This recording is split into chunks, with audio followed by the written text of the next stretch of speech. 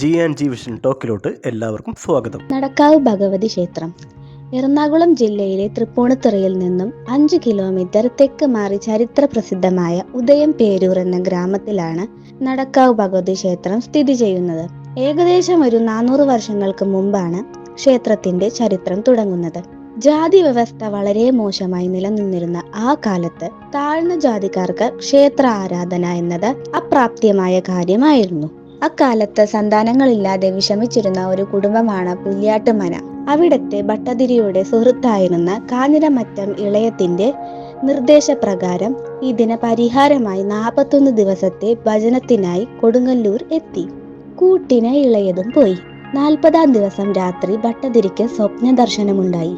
ഭജനത്തിൽ ദേവി സന്തുഷ്ടയായെന്നും രാവിലെ കുളിക്കാൻ ചെല്ലുമ്പോൾ കടവിൽ ഒരു ദേവി വിഗ്രഹം കിട്ടുമെന്നും അത് കൊണ്ടുപോയി ഉചിതമായ സ്ഥാനത്ത് പ്രതിഷ്ഠിച്ച് ആരാധിച്ചാൽ ഉത്തിഷ്ടമായ കാര്യം നടക്കുമെന്നും അരുൾപ്പാടുണ്ടായിരുന്നു. അപ്രകാരം പിറ്റേന്ന് കുളക്കടവിൽ നിന്ന് ദേവി വിഗ്രഹം കിട്ടുകയും ചെയ്തു. പെരുമ്പടപ്പ് രാജാവിന്റെ നിർദ്ദേശപ്രകാരം കൊടുങ്ങല്ലൂരിൽ നിന്നും ദേവി ചൈതന്യം പകർന്നു കൊടുത്തു. അവിടെ നിന്നും എഴുന്നള്ളിച്ച് കൊച്ചി കായലിൽ കൂടി സഞ്ചരിച്ച് ഉദയം പേരൂർ പട്ടമനക്കടവിൽ വന്നു ചേർന്നു. ആളുകൾ ഘോഷയാത്രയായി അവരെ സ്വീകരിച്ചു.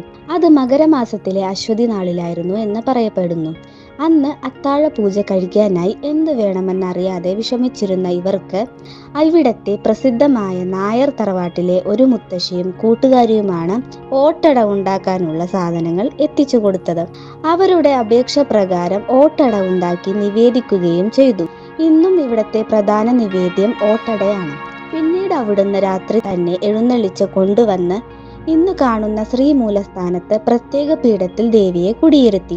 ഏതാനും നാളുകൾ കഴിഞ്ഞപ്പോൾ ക്ഷേത്രത്തിന് 3 നമ്പൂതിരി കുടുംബങ്ങൾ ഊരായ്മക്കാരായി വന്നു ചേർന്നു.